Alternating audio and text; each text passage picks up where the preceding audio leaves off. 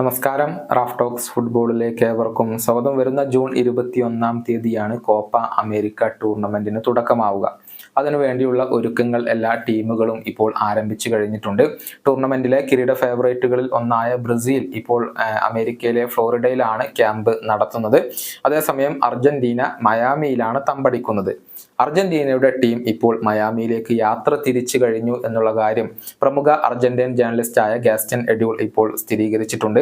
പ്രതിരോധ നിരയിലെ സൂപ്പർ താരമായ ക്രിസ്ത്യൻ റൊമേറോയാണ് ആദ്യമായി അർജന്റീന ക്യാമ്പിൽ എത്തിച്ചേർന്ന താരം.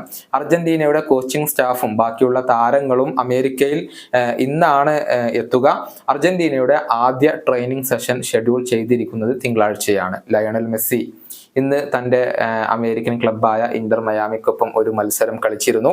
മെസ്സി തിങ്കളാഴ്ചയാണ് അർജന്റീന ദേശീയ ടീമിനോടൊപ്പം ജോയിൻ ചെയ്യുക.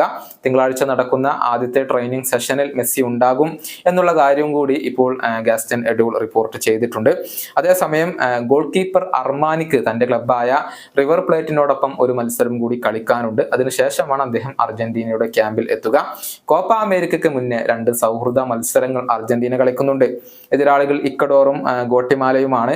ജൂൺ 10-ാം തീയതിയും 15-ാം തീയതിയുമാണ് ഈ സൗഹൃദ മത്സരങ്ങൾ നടക്കുക. അതിനുശേഷം ജൂൺ 21-ാം തീയതിയാണ് അർജന്റീന കോപ്പ അമേരിക്കയിലെ ആദ്യ മത്സരം കളിക്കുക. അൽഫോൺസോ ഡേവിസിന്റെ കാനഡയാണ് അർജന്റീനയുടെ ആദ്യ എതിരാളികളായി കൊണ്ടുവരുന്നത്. ഈ വീഡിയോയുടെ അവസാനിപ്പിക്കുന്നു. കാണാം.